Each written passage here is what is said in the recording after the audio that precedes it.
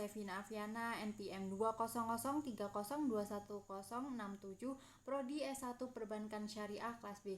Di sini saya akan menjawab pertanyaan dari soal UAS Manajemen Resiko, yaitu soal yang pertama, jelaskan penyebab kredit bermasalah dari aspek resiko kredit. Berikan contohnya. Jawabannya, penyebab kredit yang bermasalah dari aspek resiko kredit itu ada dua aspek, yaitu yang pertama aspek kualitatif yang terdiri dari siklus bisnis dan industri menurun, misal harga sawit menurun. Yang kedua, tingginya ketergantungan bahan baku pada pemasok. Yang ketiga yaitu debitur tidak memiliki keahlian di bidangnya.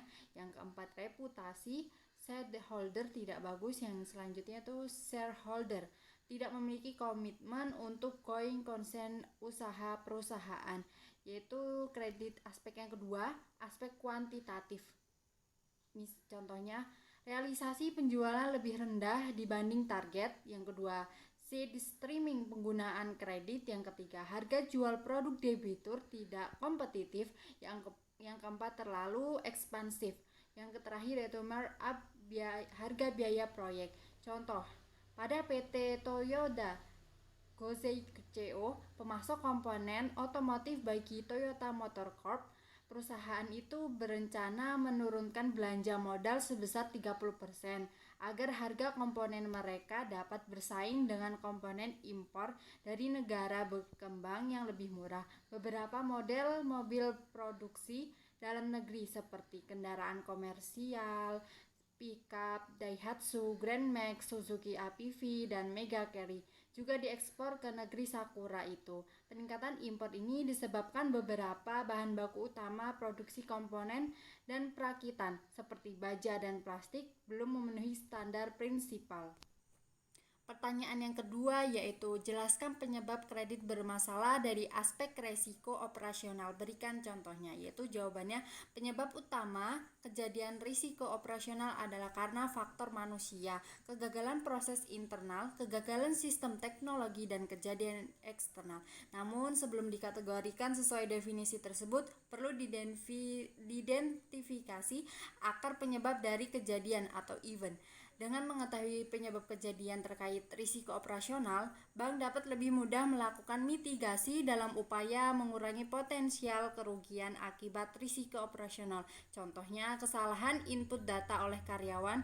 Kesalahan input data yang dilakukan oleh karyawan dapat menimbulkan risiko kerugian, baik bagi perusahaan maupun pegawai serta nasabah itu sendiri.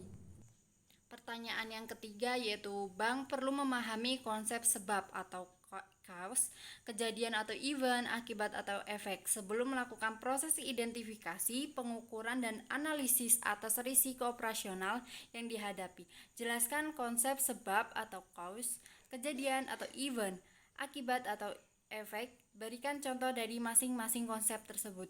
Jawabannya yaitu penyebab atau cause. Penyebab utama kejadian risiko operasional adalah karena faktor manusia, kegagalan proses internal, kegagalan sistem teknologi, dan kejadian eksternal. Namun sebelum dikategorikan sesuai definisi tersebut, perlu diidentifikasi agar penyebab dari kejadian atau event.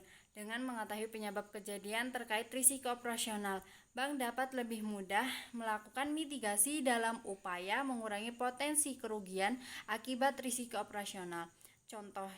Contohnya, suatu event peristiwa perampokan pada suatu cabang bank dapat disebabkan oleh sistem pengamanan bank dinilai kurang memadai.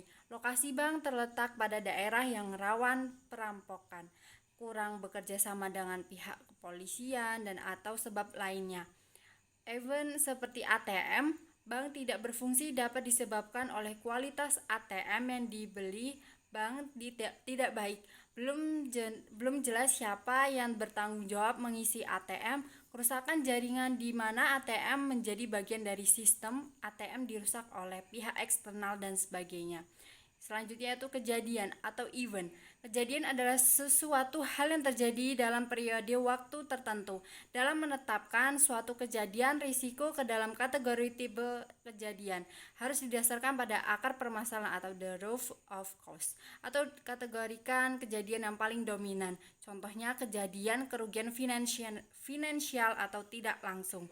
Contoh, Bisnis jasa keuangan di mana pandemi yaitu dengan terbatasnya hubungan tatap muka, kegiatan operasional lembaga keuangan terancam berkurang kualitasnya karena adanya adaptasi yang dilakukan meliputi penutupan unit operasional, perubahan jam kerja, split operation, kebijakan bekerja dari rumah, dan meningkatnya biaya operasional untuk aspek kesehatan. Selanjutnya, dampak atau efek. Suatu event terkait risiko operasional dapat memberikan berbagai macam dampak kerugian, baik kerugian finansial maupun non-finansial. Contoh kejadian kerugian yang menimbulkan kerugian finansial atau langsung direct loss antara lain. Yang pertama, berkurang nilai aset atau write down. Penurunan langsung pada nilai aktiva disebabkan oleh suatu kejadian kerugian operasional. Yang kedua, hilangnya hak kepemilikan atau loss of right cause. Pembayaran atau pengeluaran uang kepada pihak ketiga yang salah dan tidak dapat dilakukan recovery atau dikembalikan. Yang ketiga yaitu ganti rugi atau restitution. Pembayaran kepada pihak ketiga dalam bentuk pokok dan atau bunga sebagai pengganti atau biaya dalam bentuk kompensasi yang dibayarkan kepada pihak ketiga. Yang keempat yaitu keputusan kewajiban hukum atau legal liability. Pembayaran atau pengeluaran uang karena adanya denda, penalti atau keputusan pengadilan atau regulatory seperti yang pertama, keputusan pengadilan statement dan biaya-biaya hukum lainnya. Yang kedua, penalti, pajak, denda atau biaya langsung sehubungan dengan adanya penalti lainnya seperti hilangnya izin usaha. Yaitu misalnya kerusakan pada aktiva atau loss of or damage to asset. Pengurangan langsung pada nilai aset fisik termasuk sertifikat karena suatu keadaan darurat, bencana alam atau kecelakaan ditelantarkan, kecelakaan, kebakaran, atau gempa bumi. Contoh yang ketiga yaitu contoh kejadian kerugian finansial atau tidak langsung. Contohnya kejadian kerugian yang menimbulkan kerugian tidak langsung, indirect loss atau non-financial. Menurunnya citra bank di mata masyarakat karena pemberitaan bernada negatif, risiko reputasi, offline yang cukup lama dan sering. Pertanyaan yang keempat, jenis kejadian sangat beraneka ragam. Agar data kerugian dapat digunakan secara seragam oleh industri perbankan, Basel II menetapkan kategori kejadian atau event risiko operasional dalam 7 kategori. Sebutkan dan jelaskan ketujuh kategori tersebut dan berikan contohnya masing-masing. Yaitu kategori yang pertama, internal fraud. Kerugian akibat adanya kesengajaan melakukan penggelapan, penyalahgunaan properti, atau pelanggaran peraturan, hukum, atau kebijakan perusahaan. Tidak termasuk berbagai kejadian yang melibatkan paling tidak satu pihak internal. Contohnya, kerugian karena pemakaian komputer sistem oleh yang tidak berwenang untuk penggelapan aset perusahaan atau nasabah. Yaitu yang kedua, internal fraud. Kerugian akibat adanya kesengajaan untuk melakukan penipuan, penyalahgunaan properti, atau pelanggaran hukum oleh pihak ketiga. Contohnya, kerugian karena perampokan kas dalam perjalanan. Yang ketiga, praktik ketenaga kerjaan dan keselamatan kerja. Kerugian yang timbul dari tindakan yang tidak konsisten dalam ketenaga kerjaan, peraturan kesehatan dan keselamatan kerja atau perjanjian kerja bersama, dari pembayaran klaim kecelakaan kerja atau dari kejadian perbedaan atau diskriminasi. Contohnya kerugian karena adanya pemogokan karyawan. Yang keempat yaitu pelanggan, produk, dan praktik bisnis. Kerugian yang timbul akibat kegagalan yang tidak disengaja atau lalai untuk memenuhi kewajiban profesional terhadap klien tertentu, termasuk penjaminan atau akibat rancangan suatu produk. Contohnya kerugian karena adanya komplain atau tuntutan nasabah akibat penyalahgunaan informasi rahasia milik nasabah. Yang kelima yaitu kerugian atas aset fisik.